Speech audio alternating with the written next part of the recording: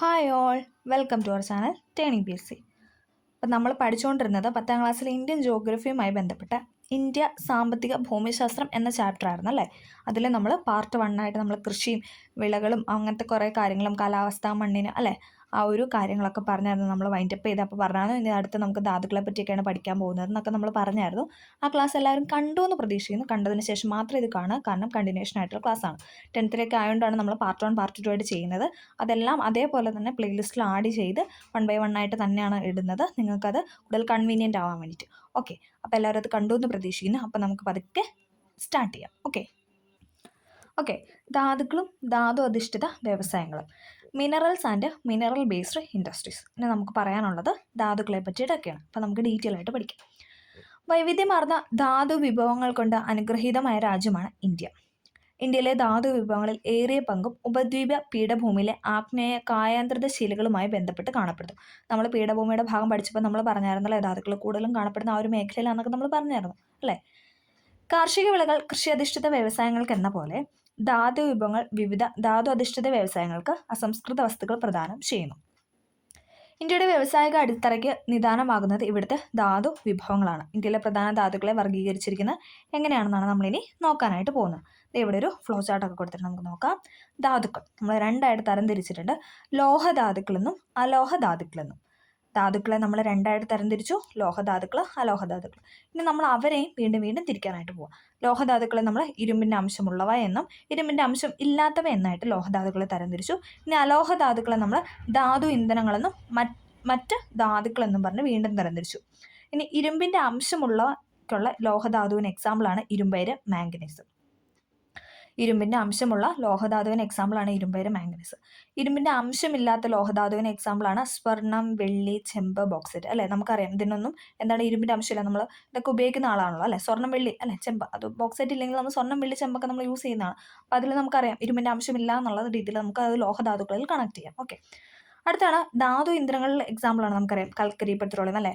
എന്താ പെട്രോൾ ഇന്ധനങ്ങൾ, diesel, petrol കാര്യങ്ങളൊക്കെ എന്താണ് ധാതു ഇന്ധനങ്ങളിൽ പെടുന്നതാണ്. പിന്നെ മറ്റു ധാതുക്കൾ എന്ന് പറഞ്ഞാൽ അഫ്രമാണ് എക്സാമ്പിളായിട്ട് കൊടുത്തിരിക്കുന്നത്. ഓക്കെ, അപ്പോൾ നമ്മൾ ഇത്രയും കാര്യങ്ങളാണ് ഇതിനകത്ത് പഠിക്കാനായിട്ട് പോകുന്നത്. നമുക്ക് നോക്കാം. ലോഹങ്ങളുടെ സ്രോതസ്സുകളാണ് ലോഹധാതുക്കൾ. ലോഹധാതുക്കളെ ഇരുമ്പിൻ്റെ അംശമുള്ളവ എന്നും ഇരുമ്പിൻ്റെ അംശം ഇല്ലാത്തവ എന്നായിട്ട് നമ്മൾ തരംതിരിച്ചിരിക്കുന്നു. ഇന്ത്യയിലെ ചില പ്രധാന ധാതുക്കളെക്കുറിച്ചും അനുബന്ധ വ്യവസായങ്ങളെക്കുറിച്ചുമാണ് നമ്മളിനി മനസ്സിലാക്കാനായിട്ട് പോകുന്നത്.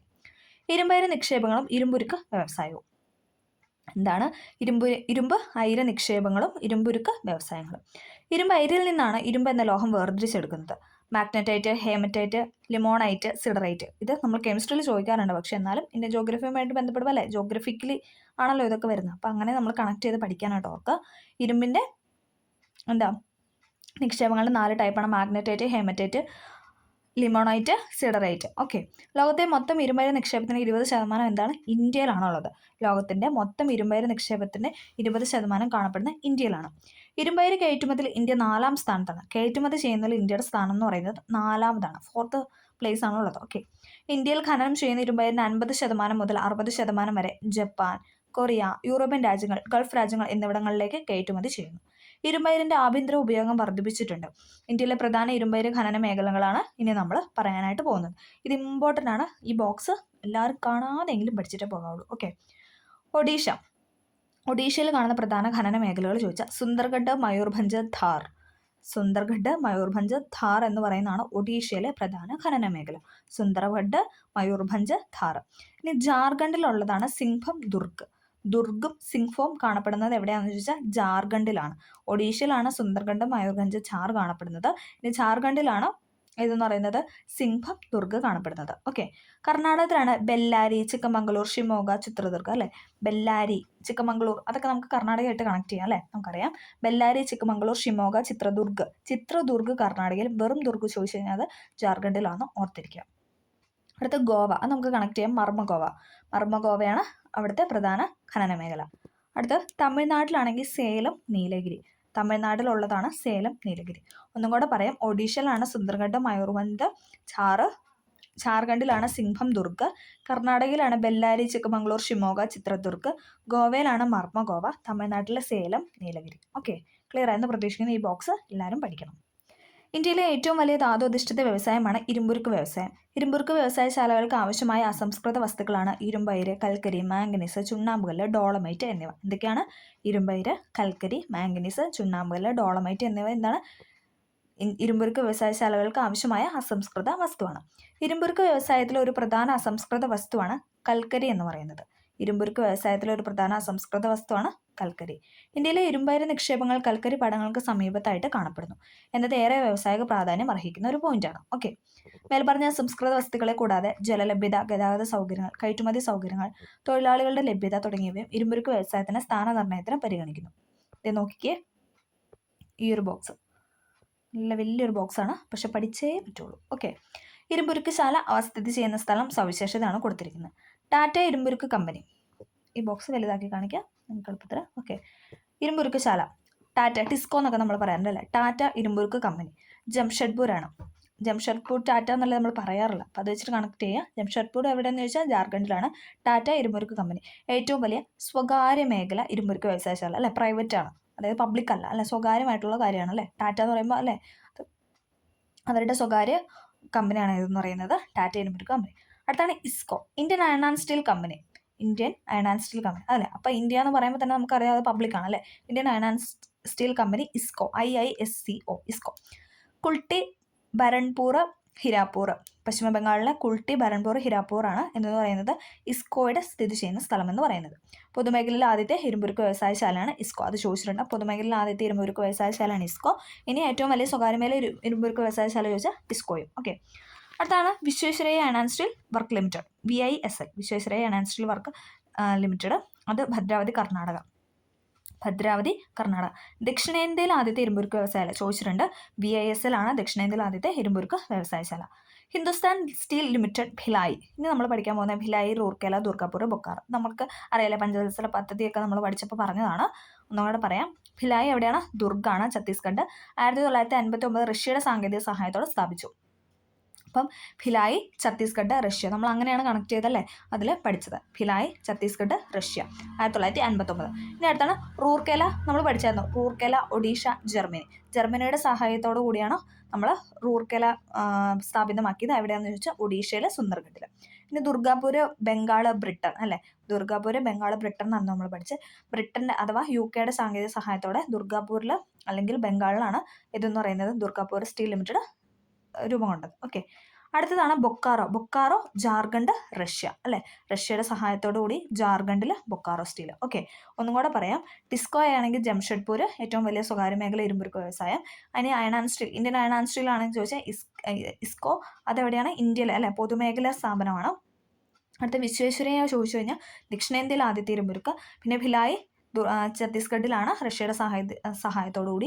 റൂർക്കേലയാണെങ്കിൽ ഒഡീഷയിലാണ് ജർമ്മനിയുടെ സഹായം. ദുർഗാപൂരാണെങ്കിൽ ബംഗാളിലാണ് ബ്രിട്ടൻ്റെ സഹായത്തോടെ. ബൊക്കാറോ ആണ് ജാർഖണ്ഡാണ് റഷ്യയുടെ സഹായത്തോടെ. ഓക്കെ, അപ്പോൾ ഇത്രയും കാര്യങ്ങൾ ഈ ബോക്സ് കാണാതെ പഠിക്കും. അടുത്ത ഇവിടെ ഒരു ഇത് കൊടുത്തിട്ടുണ്ട്, മാംഗനീസ്. നമുക്ക് നോക്കാം. ഇരുമ്പുരുക്ക് വ്യവസായത്തിൽ ഉപയോഗിക്കുന്ന പ്രധാന ലോഹധാതുവാണ് മാംഗനീസ്. ഇരുമ്പുരുക്ക് വ്യവസായത്തിൽ ഉപയോഗിക്കുന്ന പ്രധാന ലോഹധാതുവാണ് എന്തെന്ന് പറയുന്നത്? മാംഗനീസ് എന്ന് പറയുന്നത്.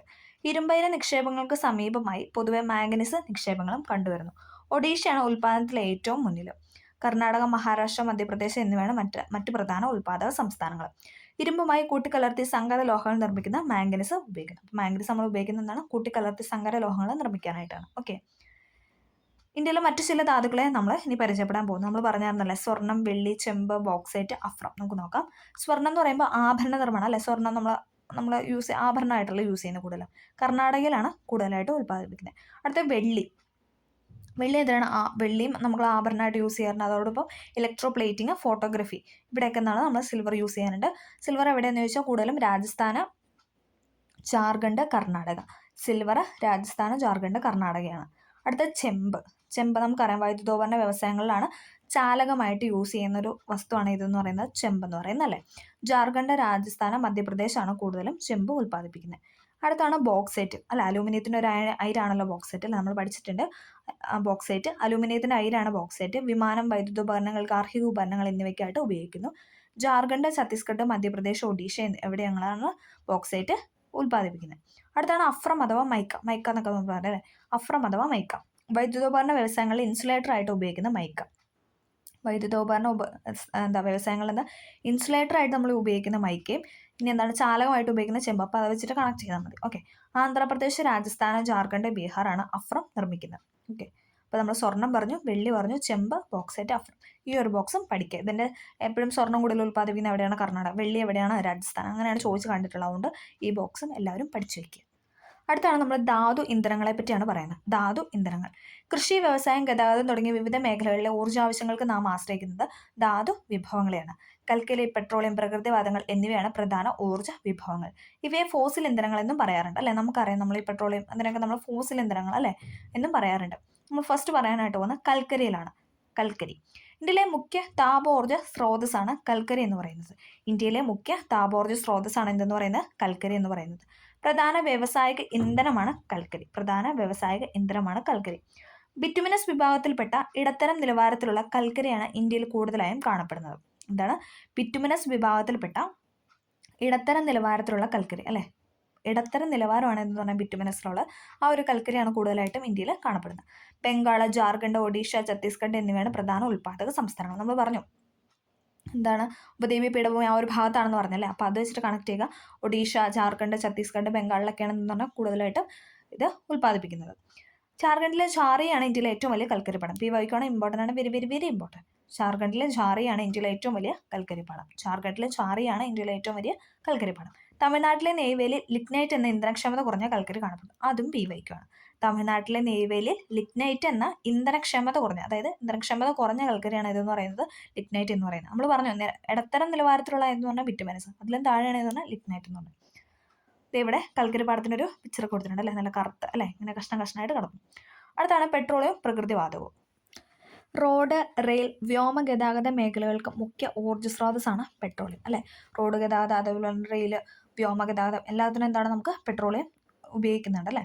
പെട്രോളോ ഡീസലോ തുടങ്ങിയ ഇന്ധനങ്ങൾ കൂടാതെ രാസവളങ്ങൾ, കൃത്രിമ റബ്ബർ, കൃത്രിമ നാര്, വാസലിൻ തുടങ്ങിയ വിവിധ തരം ഉൽപ്പന്നങ്ങൾ പെട്രോളിയത്തിൽ നിന്നാണ് വേർതിരിച്ചെടുക്കുന്നത്. എന്തൊക്കെയാണ്? പെട്രോളും ഡീസലും മാത്രമല്ലാതെ രാസവളങ്ങളുണ്ട്, കൃത്രിമ റബ്ബറുണ്ട്, കൃത്രിമ നാരുണ്ട്, പിന്നെ വാസലിൻ. ഇതൊക്കെ എന്താണ് നമ്മൾ പെട്രോളിയത്തിൽ നിന്നാണ് വേർതിരിച്ചെടുക്കുന്നത്. അസ്സാമിലെ ദിഗ്ബോയിലാണ് ഇന്ത്യയിൽ ആദ്യമായി പെട്രോളിയം ഖനനം ചെയ്തത്. പി വൈക്ക് വെരി ഇമ്പോർട്ടൻറ്റ്. അസ്സാമിലെ ദിഗ്ബോയിലാണ് ഇന്ത്യയിൽ ആദ്യമായിട്ട് പെട്രോളിയം ഖനനം ചെയ്തത്. അസ്സാം, ഗുജറാത്ത്, മഹാരാഷ്ട്ര എന്നിവയാണ് ഇന്ത്യയിലെ പെട്രോളിയം ഉൽപ്പാദക സംസ്ഥാനങ്ങൾ. അസ്സാം, ഗുജറാത്ത്, മഹാരാഷ്ട്ര. മഹാരാഷ്ട്രയിലെ മുംബൈയാണ് ഇന്ത്യയിലെ ഏറ്റവും വലിയ എണ്ണപ്പാടം. അതും പി വൈക്കാണ്. അസ്സാമിലെ ദിഗ്ബോയിലാണ് ആദ്യമായിട്ട് പെട്രോളിയം ഖനനം ചെയ്തത്. മഹാരാഷ്ട്ര മുംബൈയാണ് ഇന്ത്യയിലെ ഏറ്റവും വലിയ എണ്ണപ്പാടം. പെട്രോളിയം ഖനനത്തോടൊപ്പം ലഭിക്കുന്ന ഇന്ധനമാണ് പ്രകൃതിവാതകം അഥവാ നാച്ചുറൽ ഗ്യാസ് അല്ലേ. പെട്രോളിയം ഇന്ധനത്തോടൊപ്പം നമുക്ക് കിട്ടുന്നതാണ് എന്തെന്ന് പറയുന്നത് പ്രകൃതിവാതകം. ചിലയിടങ്ങളിൽ പ്രകൃതിവാതക നിക്ഷേപങ്ങൾ മാത്രമായും കാണപ്പെടുന്നുണ്ട്. പ്രത്യേകിച്ച് തമിഴ്നാട്, ആന്ധ്രാപ്രദേശ് തീരങ്ങളിലൊക്കെ എന്താണ് കൂടുതലായിട്ടും പ്രകൃതിവാതകമാണ് അഥവാ നാച്ചുറൽ ഗ്യാസ് ആണ് കാണപ്പെടുന്നത്. അടുത്ത നമ്മളിനി പറയാൻ പോകുന്നത് ആണവ ധാതുക്കളാണ്. ആണവ ധാതുക്കൾ യുറേനിയം, തോറിയം എന്നിവയാണ് പ്രധാന ആണവ ധാതുക്കൾ എന്ന് പറയുന്നത്. യുറേനിയം, തോറിയം എന്നിവയാണ് പ്രധാന ആണവ ധാതുക്കൾ. ജാർഖണ്ഡ്, രാജസ്ഥാൻ, മഹാരാഷ്ട്ര സംസ്ഥാനങ്ങളിലായി സമ്പന്നമായ യുറേനിയം നിക്ഷേപങ്ങളുണ്ട്. എവിടേക്കാണ്? രാജസ്ഥാന്, മഹാരാഷ്ട്ര. ഇവിടെ എന്താണ്? സമ്പന്നമായ യുറേനിയം നിക്ഷേപങ്ങളുണ്ട്. കേരളം, തമിഴ്നാട് തുടങ്ങിയ സംസ്ഥാനങ്ങളിലെ തീരദേശ മണലിൽ എന്താണ്? മോണോസൈറ്റ്, ഇൽമനൈറ്റ് എന്നീ ധാതുക്കളും തോറിയം ഉൽപ്പാദിപ്പിക്കുന്നുണ്ട്. കേരളത്തിലെ തീരദേശ മണലിൽ നിന്നും എന്താണ് നമ്മൾ മോണോസൈറ്റ്, ഇൽമനൈറ്റ് ധാതുക്കളിൽ നിന്ന് എന്താണ് നമ്മൾ തോറിയം ഉൽപ്പാദിപ്പിക്കുന്നുണ്ട്. ഇന്ത്യയിലെ പ്രധാന ആണവോർജ്ജ നിലയങ്ങളാണ് ഇവിടെ കൊടുത്തിട്ടുണ്ട്. മഹാരാഷ്ട്രയിലെ താരാപൂർ, രാജസ്ഥാനിലെ റാവത്ത് ഭട്ട, തമിഴ്നാട്ടിലെ കൂടംകുളം, കൽപ്പാക്കം, കർണാടകയിലെ കൈഗ, ഗുജറാത്തിലെ കക്രപ്പാറ, നറോറ, ഉത്തർപ്രദേശ്. ഇതിങ്ങനെ ചോദിച്ചിട്ടുണ്ട്. താരാപൂർ എവിടെയാണോ ഇങ്ങനെ ചേരുംപടി ചേർക്കാനായിട്ട്, റാവത്ത് ഭട്ട അതായത് അതാത് സ്റ്റേറ്റിനെ കണക്ട് ചെയ്യാനായിട്ട് ഇങ്ങനെ ചേരുംപടി ചോദിച്ചിട്ടുണ്ട്. പഠിക്കണം, പ്രിലിംസിൽ പോലും ചോദിക്കുന്ന ക്വസ്റ്റ്യൻ ആണ്. താരാപൂർ മഹാരാഷ്ട്ര, അതങ്ങനെ ആ ഒരു ഓർഡറിൽ പഠിക്കുക. റാവത്ത് ഭട്ട, റാവ പറയുമ്പോൾ രാജസ്ഥാൻ കണക്ട് ചെയ്യുക. റാ. അപ്പം റാവത്ത് ഭട്ട രാജസ്ഥാൻ. പിന്നെ കൽപ്പാകം, കൂടംകുളം കേൾക്കുമ്പോൾ നമുക്കറിയാം തമിഴ്നാട് അല്ലേ. നമ്മൾ പല ഇൻസിഡൻറ്റ് പറയുമ്പോൾ നമ്മളിങ്ങനെ പറയാറുണ്ട് കൂടംകുളം തമിഴ്നാട് അല്ലേ, അത് വെച്ച് കാണാം. പിന്നെ കൈഗ കർണാടക അല്ലേ, ആ ഒരു ഫ്ലോ കിട്ടുന്നുണ്ട്. കൈഗ കർണാടക. ഓക്കെ. പിന്നെ കക്രപ്പാറ ഗുജറാത്ത്, അതിനകത്ത് റായൊക്കെ ഉണ്ടല്ലേ, ഗുജറാ. അപ്പം കക്രപ്പാറ ഗുജറാത്ത്. പിന്നെ നറോറ ഉത്തർപ്രദേശ്, നറോറയാണ് ഏറ്റവും കൂടുതൽ ചോദിച്ചിരിക്കുന്നത്. താരാപൂർ മഹാരാഷ്ട്ര, റാവത്ത് ഭട്ട രാജസ്ഥാൻ, കൽപ്പാക്കം കൂടംകുളം, കൈഗ കർണാടക, കക്രപ്പാറ ഗുജറാത്ത്, നറോറ ഉത്തർപ്രദേശ്. ഇത് കൂടംകുളം അണുശക്തി നിലയാണ് ഇവിടെ കൊടുത്തിരിക്കുന്നത്. കൂടംകുളം എവിടെയായിരുന്നു? തമിഴ്നാട് അല്ലേ. ഓക്കെ. പാരമ്പര്യേതര ഊർജ്ജ സ്രോതസ്സാണ് പറയുന്നത്. പാരമ്പര്യേതരമുണ്ട്, പാരമ്പര്യ ഊർജ്ജ സ്രോതസ്സുണ്ട്. രണ്ടും PYക്കായിട്ട് എപ്പോഴും അങ്ങോട്ടും ഇങ്ങോട്ടും ഇട്ട് കുഴപ്പിച്ച് ചോദിക്കാറുണ്ട്. പക്ഷെ ഒന്ന് പഠിച്ചു കഴിഞ്ഞാൽ നല്ല വൃത്തിക്ക് പഠിക്കാവുന്നൊരു കാര്യമാണ്. ഓക്കെ, പാരമ്പര്യേതര ഊർജ്ജ സ്രോതസ്. കൽക്കരി, പെട്രോളിയം തുടങ്ങിയ ധാതു വിഭവങ്ങളാണ് നാം ഏറെ കാലമായി ഊർജ്ജാവശ്യങ്ങൾക്കായി പ്രയോജനപ്പെടുത്തുന്നത്. അതുകൊണ്ട് തന്നെ ഇത്തരം ഊർജ്ജ സ്രോതസ്സുകളെ പാരമ്പര്യ സ്രോതസ് അല്ലേ, പണ്ട് കാലം മുതലേ ഉള്ള, അല്ലാണ്ട് പെട്ടെന്ന് നമുക്ക് കൽക്കരിയും പെട്രോളും ഒക്കെ നമുക്ക് എടുക്കാൻ പറ്റുമോ? ഇല്ല. അതൊക്കെ കാലാകാലങ്ങളായിട്ട് പല ഇതുവഴിയും പല ഫോസിൽ ഇന്ധനങ്ങൾ ഫോസിലിൻ്റെ ഇത് മൂലം നമുക്ക് കിട്ടുന്ന ഒരു സാധനമാണ് എന്ന് പറഞ്ഞാൽ കൽക്കരി, പെട്രോളിയം. അപ്പോൾ അതൊക്കെ നമ്മൾ പാരമ്പര്യമായിട്ട് തന്നെ, അപ്പോൾ അതങ്ങനെ കണക്ട് ചെയ്യുക പാരമ്പര്യ സ്രോതസ്സിന് ഉദാഹരണമാണ്. എന്നാൽ ഇത്തരം ധാതുക്കൾ പുനഃസ്ഥാപിക്കപ്പെടാൻ പറ്റില്ല. നമുക്ക് പോയിട്ട് പുനഃസ്ഥാപിക്കാൻ പറ്റുമോ? അതായത് പെട്ടെന്ന് കൽക്കരി ഉണ്ടായി വരുമോ? ഇല്ല. അപ്പോൾ അതൊന്നും പുനഃസ്ഥാപിക്കാൻ പറ്റില്ല. അത് കാലാകാലങ്ങളായിട്ട് ആ ഒരു ഫ്ലോയിൽ നടക്കേണ്ട കാര്യങ്ങളെല്ലാം നടന്ന് ലാസ്റ്റ് ഇങ്ങനെ അത് രൂപപ്പെടുന്നതാണ്. ഓക്കെ, എന്നാൽ ഇത്തരം ധാതുക്കൾ പുനഃസ്ഥാപിക്കപ്പെടാത്തവയായതിനാൽ ഭൂമിയിൽ ഈ വിഭവങ്ങൾ ശുഷ്കമായിക്കൊണ്ടിരിക്കുകയാണ്. കൂടാതെ ഇത്തരം ഇന്ധനങ്ങൾ കത്തിക്കുന്ന വൻതോതിൽ പരിസ്ഥിതി മലിനീകരണവും സൃഷ്ടിക്കുന്നുണ്ട് അല്ലേ. നമ്മൾ കൽക്കരി, പെട്രോളിയം ഒക്കെ കത്തിക്കുന്നതിലൂടെ എന്താണ് പരിസ്ഥിതി മലിനീകരണം സംഭവിക്കുന്നു. ഇതിന് ബദലായി നാം ഇന്ന് പാരമ്പര്യേതര ഊർജ്ജ സ്രോതസ്സുകൾ വ്യാപകമായി ഉപയോഗപ്പെടുത്താൻ തുടങ്ങിയിട്ടുണ്ട് അല്ലേ. പാരമ്പര്യേതര, അതായത് പാരമ്പര്യമായിട്ടല്ലാതെ കിട്ടുന്ന ഊർജ്ജ സ്രോതസ്സുകൾ. എക്സാമ്പിളാണ് സൗരോർജ്ജം, കാറ്റിൽ നിന്നുള്ള ഊർജ്ജം, തിരമാലയിൽ നിന്നുള്ള ഊർജ്ജം, വേലിയോർജ്ജം, ജൈവവാതകം എന്നിവയാണ് ഇന്ത്യയിലെ പ്രധാന പാരമ്പര്യേതര ഊർജ്ജ സ്രോതസ്സ്. സൗരോർജ്ജം നമുക്കറിയാം അല്ലേ, അത് ഡെയിലി നമുക്ക് കിട്ടുന്ന കാര്യമാണ്. അതേപോലെ തന്നെ കാറ്റിൽ നിന്നുള്ള ഊർജ്ജം, തിരമാലയിൽ നിന്നുള്ള ഊർജ്ജം, ഇതൊക്കെ പാരമ്പര്യേതരാണ്, പാരമ്പര്യം അല്ലാതെ കിട്ടുന്നതാണ്. അപ്പം അങ്ങനെ രണ്ടും ചോദിക്കാറുണ്ട്. അതുകൊണ്ട് ആ ഒരു താരതമ്യം, അതായത് ഓടുവണ്ണം ചോദിക്കാറുണ്ട്. അപ്പോൾ അതും കൂടെ ഒന്ന് പഠിച്ചു വയ്ക്കുക. ഓക്കെ, ഒന്നും കൂടെ പറയാം. സൗരോർജ്ജം, കാറ്റിൽ നിന്നുള്ള ഊർജ്ജം, തിരമാലയിൽ നിന്നുള്ള ഊർജ്ജം, വേലിയോർജ്ജം, ജൈവവാതകം എന്നിവയാണ് ഇന്ത്യയിലെ പ്രധാന പാരമ്പര്യേതര ഊർജ്ജ സ്രോതസ്സുകൾ. പുനഃസ്ഥാപന ശേഷിയുള്ളതും ചെലവ് കുറഞ്ഞതും പരിസ്ഥിതി പ്രശ്നങ്ങൾ ഉണ്ടാക്കാത്തതുമായ ഈ സ്രോതസ്സുകൾക്ക് ഇന്ത്യയിലേറെ പ്രാമുഖ്യം നൽകി വരുന്നുണ്ട്. ഓക്കെ, അടുത്ത് നമ്മൾ പറയാൻ പോകുന്നത് ഗതാഗതത്തെ പറ്റിയാണ്. അടുത്ത് ഗതാഗതം. ചിത്രങ്ങൾ ശ്രദ്ധിക്കുന്നത് ഇവിടെ അല്ലേ, റോഡ് ഗതാഗതമുണ്ട്, വ്യോമഗതാഗതം, അല്ലാതെ ജലഗതാഗതം അല്ലേ, അങ്ങനെ പല ഇതും കൊടുത്തിട്ടുണ്ട്. വൈവിധ്യമാർന്ന ഈ ഗതാഗത മാർഗങ്ങൾ രാജ്യ പുരോഗതിയെ എപ്രകാരമാണ് സ്വാധീനിക്കുന്നതെന്ന് നമുക്ക് നോക്കാം. ഉൽപ്പാദന മേഖലയ്ക്ക് ആവശ്യമായ അസംസ്കൃത വസ്തുക്കൾ ഉറപ്പാക്കുന്നതിനും ഉൽപ്പന്നങ്ങൾ ഉപഭോക്താക്കളിലേക്ക് ആവശ്യാനുസരണം എത്തിക്കുന്നതിനും കാര്യക്ഷമമായ ഗതാഗത വ്യവസ്ഥ അനിവാര്യമാണ് അല്ലേ. ഏതൊരു സാധനം നമുക്ക് അല്ലേ കയറ്റുമതി ഇറക്കുമതിയൊക്കെ ചെയ്യണം, എന്താണ് നമുക്കൊരു ഗതാഗതം ആവശ്യമാണ്. ഓരോ പ്രദേശത്തിൻ്റെയും ഭൗതിക സാഹചര്യങ്ങൾക്ക് ഇണങ്ങും വിധമാണ് ഗതാഗത മാർഗങ്ങൾ കണ്ടെത്തുന്നത്. നമ്മൾ പറയാനായിട്ട് പോകുന്ന റോഡ് ഗതാഗതം. രാജ്യത്ത് അങ്ങോളം ഇങ്ങോളം വ്യാപിച്ചു കിടക്കുന്ന ഗ്രാമങ്ങളെയും നഗരങ്ങളെയും പരസ്പരം ബന്ധിപ്പിക്കുന്ന ഏറ്റവും പ്രധാന മാർഗം റോഡ് ഗതാഗതമാണ്. രാജ്യത്ത് അങ്ങോളം ഇങ്ങോളം വ്യാപിച്ചു കിടക്കുന്ന ഗ്രാമങ്ങളെയും നഗരങ്ങളെയും പരസ്പരം ബന്ധിപ്പിക്കുന്ന ഏറ്റവും പ്രധാന മാർഗ്ഗമാണ് ഇതെന്ന് പറയുന്നത് റോഡ് ഗതാഗതം. നിർമ്മാണ നിർവഹണ സംവിധാനങ്ങൾ അടിസ്ഥാനമാക്കി ഇന്ത്യയിലെ റോഡുകളെ വർഗീകരിച്ചതാണ് നമ്മൾ ഇനി പറയാനായിട്ട് പോകുന്നത്. 4 ടൈപ്പ് ഓഫ് റോഡുണ്ട് അല്ലേ.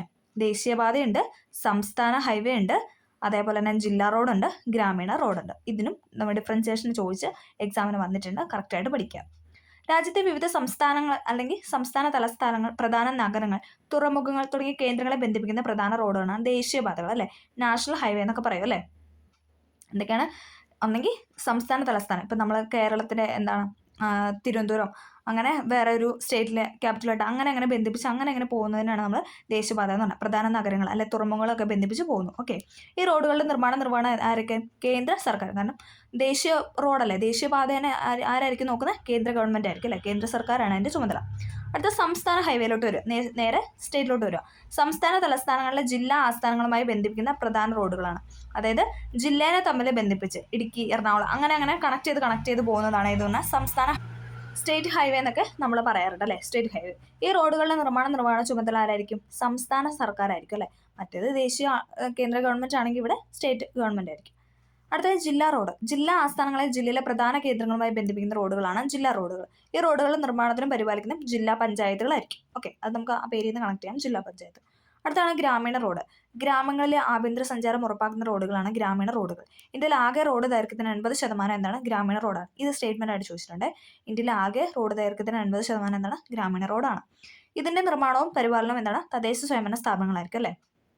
അതായത് തദ്ദേശ സ്വയംഭരണ സ്ഥാപനങ്ങളായിരിക്കും ഗ്രാമീണ റോഡുകളുടെ നിർമ്മാണ ചുമതല. ഓക്കെ, അപ്പം നമ്മൾ 4 റോഡുകളെ പറ്റി പറഞ്ഞു. ദേശീയപാത, സംസ്ഥാന ഹൈവേ, ജില്ലാ റോഡ്, ഗ്രാമീണ റോഡ്. ഓക്കെ, നമുക്ക് ആ ഒരു പേരിൽ നിന്ന് തന്നെ കണക്ട് ചെയ്തല്ലേ, നമുക്ക് നിത്യം നമ്മൾ കാണുന്ന അല്ലെങ്കിൽ നമുക്കറിയാവുന്ന ഒരു പോയിന്റ്സ് ഒക്കെ തന്നെ മാത്രമേ ഉള്ളൂ. ഓക്കെ, ഇന്ത്യയിലെ മെഗാ നഗരങ്ങളായ ഡൽഹി, മുംബൈ, ചെന്നൈ, കൊൽക്കത്ത എന്നിവിടങ്ങളെ തമ്മിൽ ബന്ധിപ്പിക്കുന്ന 6 വരി പാതകളായ സൂപ്പർ ഹൈവേകളെ ചേർത്ത് സുവർണ ചതുഷ്കോണ സൂപ്പർ ഹൈവേ എന്നാണ് പേര് നൽകിയിട്ടുള്ളത്. PYQ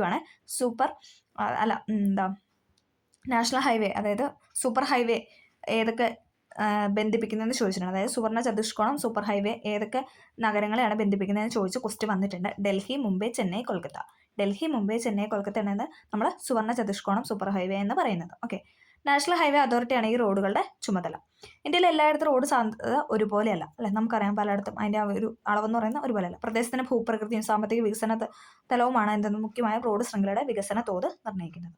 അടുത്ത് നമ്മൾ പറയാനായിട്ട് പോകുന്ന റെയിൽ ഗതാഗതം അല്ലെ, റെയിൽവേ. ഏഷ്യയിലെ ഏറ്റവും വലിയ റെയിൽവേ ശൃംഖല ഇന്ത്യയിലാണ്. ഏഷ്യയിലെ ഏറ്റവും വലിയ റെയിൽവേ ശൃംഖല എവിടെയാണുള്ളത്? ഇന്ത്യയിലാണ്. ഇന്ത്യയിലെ ഏറ്റവും വലിയ പൊതുമേഖലാ സംരംഭം കൂടിയാണ് ഇതെന്ന് പറയുന്നത് ഇന്ത്യൻ റെയിൽവേ.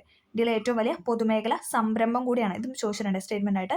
ഇന്ത്യൻ റെയിൽവേ സഞ്ചാരത്തിനും ചരക്ക് ഗതാഗതത്തിനും ഒരുപോലെ പ്രധാനമാണ് റെയിൽ ഗതാഗതം. ഇന്ത്യയുടെ വ്യാവസായിക വളർച്ച നിർണായക സ്ഥാനമാണ് റെയിൽവേക്കുള്ളത്. 1853 ഇന്ത്യയിൽ റെയിൽ ഗതാഗതം ആരംഭിച്ചത് അല്ലേ. നമ്മൾ പറഞ്ഞായിരുന്നു മുംബൈ മുതൽ താനെ വരെ എന്നൊക്കെ പറഞ്ഞ് നമ്മൾ കഴിഞ്ഞ ക്ലാസ്സിൽ പറഞ്ഞായിരുന്നു. മഹാരാഷ്ട്രയിൽ മുംബൈ മുതൽ താനെ വരെ നീളുന്ന 34 കിലോമീറ്റർ ദൂരത്തിലായിരുന്നു ആദ്യം ആയിട്ട് എന്തെന്ന് പറഞ്ഞാൽ റെയിൽ ഗതാഗതം വന്നത്. ഭരണനിർവഹണത്തിനായി ഇന്ത്യൻ റെയിൽവേ 16 മേഖലകളിലായിട്ട് തരംതിരിച്ചിരുന്നു. പാളങ്ങൾ തമ്മിലുള്ള അകലത്തിന് അടിസ്ഥാന റെയിൽവേയുടെ വർഗ്ഗീകരണം പട്ടികപ്പെടുത്തിയിട്ടുണ്ട്. നമുക്ക് നോക്കാം. ചോദിച്ചിട്ടുണ്ട് broad gauge, metre gauge, narrow gauge. അത് 3 റെയിൽ ഗേജുകളാണ് ഇതെന്ന് പറഞ്ഞാൽ. ബ്രോഡ് ഗേജ് ഉണ്ട്, മീറ്റർ ഗേജ് ഉണ്ട്, നാരോ ഗേജ് ഉണ്ട്. അതിൻ്റെ വ്യത്യാസം, അതിൻ്റെ തമ്മിലുള്ള അകലങ്ങളാണ് കൂടുതലും എക്സാമിന് ചോദിച്ചു കണ്ടിട്ടുള്ളത്. ബ്രോഡ് ഗേജിനാണെങ്കിൽ 1.676 1.676 മീറ്ററാണ് പാളങ്ങൾ തമ്മിലുള്ള അകലം. ഇനി മീറ്റർ ഗേജ് ആണ്, ആ പേര് ചെയ്യുന്നുണ്ട്, 1 മീറ്റർ ആയിരിക്കും അതിൻ്റെ അകലം എന്ന് പറയുന്നത്. നാരോ എന്ന് പറയുന്നത് നമുക്കറിയാം അതിലും കുറവ് അല്ലെ. നാരോ എന്ന് പറഞ്ഞാൽ മൈന്യൂട്ട് എന്നൊക്കെ ഉള്ള ഒരു അർത്ഥമല്ലേ. നാരോ ഗേജ് എന്ന് പറയാൻ 0.762 മീറ്റർ അല്ലെങ്കിൽ 0.610 മീറ്റർ എന്ന് പറയുന്നത് നാരോ ഗേജ്. ബ്രോഡ് ഗേജ് ആണ് 1.6, മീറ്റർ ഗേജ് ആണ് 1 മീറ്റർ. 1 മീറ്ററിൽ താഴെ ഏകദേശം 0.7 അല്ലെ 0.6 എന്നൊക്കെ പറയുന്നത് നാരോ ഗേജ്. ഇതിലെ ആനുപാതിക ദൈർഘ്യം ബ്രോഡ് ഗേജ് ആണ് 74, മീറ്റർ ഗേജ് ആണ് 21, നാരോ ഗേജ് ആണ് 5. Okay. Metre gauge, narrow gauge പാതകളെ ബ്രോഡ് ഗേജ് ആക്കി മാറ്റുന്നതിനുള്ള കർമ്മപരിപാടികൾ റെയിൽവേ ത്വരിതഗതിയിൽ നടത്തി വരുന്നു. ആവി എഞ്ചിനുകൾ പൂർണ്ണമായും മാറ്റി ഡീസൽ എഞ്ചിനുകൾ ഇലക്ട്രിക്കൽ എഞ്ചിനുകളാക്കി മാറ്റിയിട്ടുണ്ട്. കൂടാതെ പ്രധാന നഗരങ്ങൾ കേന്ദ്രീകരിച്ച് മെട്രോ റെയിൽ പദ്ധതി നടപ്പിലാക്കി വരുന്നു. കൊങ്കൺ റെയിൽവേ എന്ന് പറഞ്ഞിട്ട് ഇവിടെ ഒരു ബോക്സ് കൊടുത്തിട്ട് നമുക്ക് നോക്കാം. 1998 നിർമ്മാണം പൂർത്തീകരിച്ച കൊങ്കൺ റെയിൽവേ ഇന്ത്യൻ റെയിൽവേ കൈവരിച്ച നേട്ടങ്ങൾ ഏറ്റവും ശ്രദ്ധേയമാണ്. 1998 കൊങ്കൺ റെയിൽവേ. ഓക്കെ. മഹാരാഷ്ട്രയിലെ റോഹ മുതൽ കർണാടകത്തിലെ മംഗലാപുരം വരെ 760 കിലോമീറ്ററാണ് ആകെ നീളം. സഞ്ചാരപാതയിൽ 146 നദികൾ പിന്നിടുന്ന ഈ പാതയിൽ ഏകദേശം 2000 പാലങ്ങളും 91 തുരങ്കങ്ങളുമാണ് ഉള്ളത്. ഏഷ്യയിലെ ഏറ്റവും വലിയ റെയിൽവേ തുരങ്കം ഇവിടെയാണ് ഉള്ളത്. ഓക്കെ. മഹാരാഷ്ട്ര, ഗോവ, കർണാടകം എന്നീ സംസ്ഥാനങ്ങൾ ഈ സംരംഭത്തിന് പങ്കാളികളാണ്. അപ്പോൾ നമ്മൾ കൊങ്കൺ റെയിൽവേ കുറിച്ചാണ് പറഞ്ഞത്. അടുത്ത് നമ്മൾ പറയാനായിട്ട് പോകുന്നത് ജലഗതാഗതമാണ്. വൻതോതിലുള്ള ചരക്ക് ഗതാഗതത്തിന് ഏറ്റവും യോജിച്ച മാർഗ്ഗമാണ് ജലഗതാഗതം. ജലഗതാഗതത്തിന് പൊതുവായ മേന്മ അല്ലെ നമുക്കറിയാം വളരെ കുറവാണല്ലേ ചിലവെന്ന് പറഞ്ഞാൽ. ബാക്കിയുള്ള ഗതാഗതം വെച്ച് നോക്കുമ്പോൾ ഏറ്റവും ചിലവ് കുറഞ്ഞ ഗതാഗത മാർഗ്ഗമാണ് എന്ന് പറഞ്ഞാൽ ജലഗതാഗതം. വൻതോതിലുള്ള ചരക്ക് ഗതാഗതത്തിന് ഉചിതം അല്ലെ. ഒരുപാട് നമുക്ക് ചരക്ക് കൊണ്ടുപോകാനായിട്ട് സാധിക്കും. പരിസ്ഥിതി മലിനീകരണം ഉണ്ടാകുന്നില്ല അല്ലേ. ജലത്തിലൂടെയാണ് പരിസ്ഥിതി മലിനീകരണം ഒന്നും അങ്ങനെ ഉണ്ടാകുന്നില്ല. അന്താരാഷ്ട്ര വ്യാപാരത്തിന് ഏറെ അനുയോജ്യം അല്ലേ. മറ്റ് രാജ്യങ്ങളുമായിട്ട് കണക്ഷൻ കൊടുത്ത് പോകാനായിട്ട് വരും. ജലഗതാഗതത്തെ പൊതുവായിട്ട് 2 തരംതിരിക്കാനുണ്ട്. ഉൾനാടൻ ജലഗതാഗതം, സമുദ്ര ജലഗതാഗതം. നദികൾ, കായൽ, കനാലുകൾ തുടങ്ങിയ ജലാശയങ്ങളാണ് ഉൾനാടൻ ജലഗതാഗതം. എന്തൊക്കെയാണ്? നദികൾ, കായലുകൾ, കനാലുകൾ തുടങ്ങിയ ജലാശയങ്ങളാണ് ഉൾനാടൻ ജലഗതാഗതത്തിനായിട്ട് ഉപയോഗിക്കുന്നത്. ഇന്ത്യയിൽ താഴെ പറയുന്ന ജലാശയങ്ങളാണ് വൻതോതിൽ ഉൾനാടൻ ജലഗതാഗതമായിട്ട് ഉപയോഗിക്കുന്നത്. നമുക്ക് നോക്കാം. ഗംഗ, ബ്രഹ്മപുത്ര നദികളും അതിൻ്റെ പോഷക നദികളും. ഗംഗയും ബ്രഹ്മപുത്ര നദികളും പിന്നെ എന്താണ് പോഷക നദികൾ. ഗോദാവരി, കൃഷ്ണ നദികളും പോഷക നദികൾ. ആന്ധ്ര, തമിഴ്നാട് പ്രദേശത്തെ ബക്കിംഗ്ഹാം കനാല്, ഗോവയിലെ മണ്ടോവി, സുവാരി നദികൾ, കേരളത്തിലെ കായലുകൾ. ഇതൊക്കെയാണ് നമ്മൾ എന്താണ് ഉൾനാടൻ ജലഗതാഗതത്തിനായിട്ട് യൂസ് ചെയ്യുന്നത്. ഗംഗാ, ബ്രഹ്മപുത്ര നദികളും പോഷക നദികളും, ഗോദാവരി, കൃഷ്ണ നദികളും പോഷക നദികളും, ആന്ധ്ര, തമിഴ്നാട് പ്രദേശത്തെ ബക്കിംഗ്ഹാം കനാല്, ഗോവയിലെ മണ്ടോവി, സുവാരി നദികൾ, കേരളത്തിലെ കായലുകൾ. ഓക്കെ. ഇത്രയാണ് നമ്മൾ ഉൾനാടൻ ജലഗതാഗതത്തിനായിട്ട് പ്രയോജനപ്പെടുത്തുക. അടുത്തൊരു ഇമ്പോർട്ടൻ്റ് ആയിട്ടുള്ള ഒരു ടേബിളാണ് അല്ലേ, നാഷണൽ വാട്ടർ വേ അല്ലേ. NW1, NW2, NW3, NW4, NW5. ഇതില്ലാത്തൊരു question ഇല്ല. അതുകൊണ്ട് ഇത് കറക്റ്റായിട്ട് പഠിക്കുക. ഏതൊക്കെ തമ്മിൽ ബന്ധിപ്പിക്കുന്നതെന്നുള്ള രീതിയിലും പഠിച്ചു വയ്ക്കുക. ഓക്കെ. ദേശീയ ജലപാത 1 അതായത് NW1 ഗംഗാനദിയിൽ അലഹബാദ് മുതൽ ഹാൽഡിയ വരെ. അലഹബാദ് മുതൽ ഹാൽഡിയ വരെയാണെന്ന് പറഞ്ഞാൽ ദേശീയ ജലപാത 1 എന്ന് പറയുന്നത്. ഏത് നദിയിലാണെന്ന് ചോദിച്ചാൽ ഗംഗാ നദിയിലാണ്. ഓക്കെ. ജലപാത 2 ദേശീയ ജലപാത 2 സാധ്യ മുതൽ ധൂബ്രി വരെയാണ് രണ്ടാമത്തെ ജലപാത. സാധ്യ മുതൽ ധൂബ്രി വരെ. അലഹബാദ് മുതൽ ഹാൽഡിയ വരെയായിരുന്നു ഒന്നാമത്തെ ജലപാത. ഇനി രണ്ടാമത്തെ ചോദിച്ചാൽ സാധ്യ മുതൽ ധൂബ്രി വരെ. അത് ഏത് നദിയിലാണെന്ന് ചോദിച്ചാൽ ബ്രഹ്മപുത്ര നദിയിലാണ്. ആദ്യത്തേത് ഗംഗയിൽ, രണ്ടാമത്തേത് ബ്രഹ്മപുത്ര നദിയിൽ. മൂന്നാമത്തേതാണ് കേരളത്തിലെ കൊല്ലം മുതൽ കോട്ടപ്പുറം. ഇപ്പോൾ കോഴിക്കോട് വരെ നീണ്ടിട്ടുണ്ട്, അപ്പോൾ അതങ്ങനെ പഠിക്കുക. കൊല്ലം മുതൽ കോട്ടപ്പുറം എന്ന് വന്നാലോ കോഴിക്കോട് എന്ന് വന്നാലോ രണ്ടും ശരിയാണ്. ഇനി കോഴിക്കോട് രണ്ടും കൂടെ തന്നിട്ട് ചോദിച്ചു കഴിഞ്ഞാൽ കൊല്ലം മുതൽ കോഴിക്കോട് എഴുതുന്നതാണ് ബെറ്റർ. ഓക്കെ, കേരളത്തിലെ കൊല്ലം മുതൽ കോട്ടപ്പുറം വരെയുള്ള പശ്ചിമതീര കനാലാണ് മൂന്നാമത്തെ ജലപാത. ഇപ്പോഴും ചോദിച്ചിട്ടുണ്ട്. ഇനി നാലാമത്തേത് ഗോദാവരി കൃഷ്ണ നദികളുമായി ബന്ധപ്പെട്ടാണ് കാക്കിനാട മുതൽ പുതുച്ചേരി വരെ. നാലാമത്തേത് കാക്കിനാട ടു പുതുച്ചേരി, ഗോദാവരി കൃഷ്ണ നദി. അപ്പോൾ ഒന്നാമത്തേത് ഗംഗാ നദിയിലായിരുന്നു, രണ്ടാമത്തെ ബ്രഹ്മപുത്ര, മൂന്നാമത്തെ കേരളത്തിലുള്ളത്. പിന്നെ നാലാമത്തേന്ന് പറഞ്ഞാൽ ഗോദാവരി കൃഷ്ണ നദിയിലുമായി ബന്ധപ്പെട്ട് കാക്കിനാട പുതുച്ചേരി വരെ. ഓക്കെ, അഞ്ചാമത്തേത് പൂർവ്വതീര കനാലുമായി ബന്ധിപ്പിച്ചുള്ള ബ്രാഹ്മണി മഹാനദി ഡെൽറ്റ നദി വ്യവസ്ഥയാണ് അഞ്ചാമത്തെ ദേശീയ ജലപാത എന്ന് പറയുന്നത്. പൂർവ്വതീര കനാലുമായി ബന്ധിപ്പിച്ചുള്ള ബ്രാഹ്മണി മഹാനദി ഡെൽറ്റ. ഒന്നും കൂടെ പറയാം. NW1 Allahabad Haldia, NW2 Sadiya Dhubri, NW3 കൊല്ലം കോട്ടപ്പുറം അഥവാ കൊല്ലം കോഴിക്കോട്, NW4 കാക്കിനാട പുതുശ്ശേരി, NW5 എന്ന് പറഞ്ഞാൽ ബ്രാഹ്മണി മഹാനദി. ഓക്കെ, ക്ലിയർ ആയെന്ന് പ്രതീക്ഷിക്കുന്നു. സഞ്ചാരത്തിനും ചരക്ക് ഗതാഗതത്തിനും മാത്രമല്ല, ഉൾനാടൻ മത്സ്യബന്ധനത്തിനും വിനോദസഞ്ചാരത്തിനും ഉൾനാടൻ ജലഗതാഗതത്തെ പ്രയോജനപ്പെടുത്താറുണ്ടെന്നാണ് പറഞ്ഞു വയ്ക്കുന്നത്. ഇന്ത്യയുടെ പടിഞ്ഞാറും കിഴക്കുമായി 12ഓളം പ്രധാന തുറമുഖങ്ങളും 185ഓളം ചെറിയ തുറമുഖങ്ങളുമാണ് ഉള്ളത്. 12ഓളം പ്രധാന തുറമുഖങ്ങളും 185ഓളം ചെറിയ തുറമുഖങ്ങളും ഉണ്ട്. അന്താരാഷ്ട്ര വാണിജ്യത്തിൽ ഇന്ത്യയിലെ തുറമുഖങ്ങൾക്ക് ശ്രദ്ധേയമായ സ്ഥാനമാണുള്ളത്. താഴെ പറയുന്നവയാണ് പ്രധാന തുറമുഖം. നമുക്ക് നോക്കാം. കാണ്ട്ല, മുംബൈ, നവശേവ, മർമഗോവ, മംഗലാപുരം, കൊച്ചി, തൂത്തുക്കുടി, ചെന്നൈ, വിശാഖപട്ടണം, പാരാദ്വീപ്, ഹാൽഡിയ, കൊൽക്കത്ത. ഇതൊക്കെ നമുക്ക് അറിയാലേ, ഇതൊക്കെ നമുക്ക് കേട്ടുവരിച്ചുള്ള പേരുകളാണ്. കാണ്ട്ല, മുംബൈ, നവശേവ, മർമഗോവ, മംഗലാപുരം, കൊച്ചി, തൂത്തുക്കുടി, ചെന്നൈ, വിശാഖപട്ടണം, പാരാദ്വീപ്, ഹാൽഡിയ, കൊൽക്കത്ത. ഇതൊക്കെ എന്ന് പറയുന്നത് എന്താണ്? പ്രധാനപ്പെട്ട ഇന്ത്യയിലെ തുറമുഖങ്ങളാണ്. അപ്പം നമ്മൾ ഇനി അടുത്ത് പറയാൻ പോകുന്നത് വിഴിഞ്ഞം തുറമുഖ പദ്ധതി എന്ന് പറഞ്ഞിട്ട് ഇവിടെ ഒരു ബോക്സ് കൊടുത്തിട്ടുണ്ട് അല്ലേ, കറണ്ട് അഫെയർ ആണ് അല്ലേ. അപ്പം നമുക്കൊന്ന് നോക്കാം. വിഴിഞ്ഞം ആഴക്കടൽ വിവിധോദ്ദേശ തുറമുഖം യാഥാർത്ഥ്യമായി ടെക്സ്റ്റ് പഴയതാണല്ലോ. ഓക്കെ, യാഥാർത്ഥ്യമാകുന്നതോടെ കേരളത്തിന് 2 പ്രധാന തുറമുഖങ്ങൾ ഉണ്ടാകും. പൊതു സ്വകാര്യ പങ്കാളിത്തത്തോടുകൂടി നടപ്പിലാക്കാൻ വിഭാവനം ചെയ്യുന്ന ഈ പദ്ധതിയുടെ ആദ്യഘട്ടം കണ്ടെയ്നർ തുറമുഖമായാണ് വികസിപ്പിക്കുന്നത്. അന്താരാഷ്ട്ര കപ്പൽപാതയുടെ ഏറ്റവും അടുത്ത് സ്ഥിതി ചെയ്യുന്നതെന്നതും സ്വാഭാവിക ആഴം 24 മീറ്ററിൽ കൂടുതലാണെന്നതും നിർദ്ദിഷ്ട തുറമുഖത്തിൻ്റെ സവിശേഷതകളാണ്. ഓക്കെ, അപ്പം നമ്മൾ ജലഗതാഗതം എന്ന് പറഞ്ഞ് ഇനി നമ്മൾ ലാസ്റ്റ് പറയാനായിട്ട് പോകുന്ന വ്യോമ ഗതാഗതം. ഓക്കെ, എയർപോർട്ട് അതോറിറ്റി ഓഫ് ഇന്ത്യയുടെ നിയന്ത്രണത്തിലാണ് ഇന്ത്യയുടെ വ്യോമ ഗതാഗതം. എയർപോർട്ട് അതോറിറ്റി ഓഫ് ഇന്ത്യയുടെ നിയന്ത്രണത്തിലാണ് വ്യോമ ഗതാഗതം. ഇതിന് കീഴിൽ 11 അന്താരാഷ്ട്ര വിമാനത്താവളങ്ങളടക്കം 126 വിമാനത്താവളങ്ങളാണ് ഉള്ളത്. 11 അന്താരാഷ്ട്ര വിമാനത്താവളം അടക്കം എന്താണ് 126 വിമാനത്താവളങ്ങളാണ് ഉള്ളത്. എയർ ഇന്ത്യ, ഇന്ത്യൻ എയർലൈൻസ് എന്നീ കോർപ്പറേഷനുകളുടെ യഥാക്രമം അന്താരാഷ്ട്ര ആഭ്യന്തര വിമാന സർവീസുകൾ കൈകാര്യം ചെയ്യുന്നത്. നിരവധി സ്വകാര്യ കമ്പനികളും ഇന്ത്യയിലെ വിമാന സർവീസുകൾ നടത്തുന്നുണ്ട്. വാക്കുകളിലൂടെ വർണ്ണിക്കാനാവാത്തത്ര സമ്പന്നമാണ് ഇന്ത്യയുടെ വിഭവ വൈവിധ്യമെന്ന് ഇതിനോടകം നിങ്ങൾക്ക് ബോധ്യമായിട്ടുണ്ട് അല്ലേ. നമ്മളിപ്പോൾ എല്ലാ രീതിയിലുമുള്ള കാര്യങ്ങളാണ് ഇന്ത്യനെക്കുറിച്ച് അല്ലേ വർണ്ണിച്ച് നമ്മളിങ്ങനെ പറഞ്ഞുകൊണ്ടിരുന്നത്.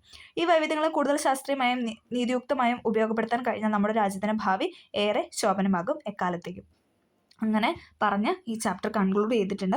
അപ്പോൾ എല്ലാവർക്കും ഈ ചാപ്റ്റർ അല്ലേ ഇതിലെ ഓരോ പോയിൻറ്റും ഡീറ്റെയിൽ ആയിട്ട് എല്ലാ എക്സാമിനും റിപ്പീറ്റ് ചെയ്ത് ചോദിച്ചുകൊണ്ടിരിക്കുന്ന കാര്യങ്ങളാണ്. അതുകൊണ്ട് ഒന്നും ഇങ്ങനെ എടുത്തെടുത്ത് ഇത് ചോദിക്കും അങ്ങനെയൊന്നും പറയാൻ പറ്റില്ല. എല്ലാ സെൻറ്റൻസും ഇമ്പോർട്ടൻ്റ് ആണ്. എല്ലാ സെൻറ്റൻസും നമ്മൾ വായിച്ചിട്ടുണ്ട്. അപ്പോൾ എല്ലാവർക്കും ഈ വീഡിയോ ഹെൽപ്ഫുൾ ആയെന്ന് തന്നെ വിചാരിക്കുന്നു. ഹെൽപ്ഫുൾ ആയെങ്കിൽ ഒന്ന് സബ്സ്ക്രൈബ് ചെയ്ത് സപ്പോർട്ട് ചെയ്യുക. അതോടൊപ്പം ഇഷ്ടമായെങ്കിൽ ഒന്ന് കമൻറ്റ് ചെയ്ത് ലൈക്ക് ചെയ്തും കൂടെ പോവുക. അപ്പോൾ ഓക്കെ, താങ്ക്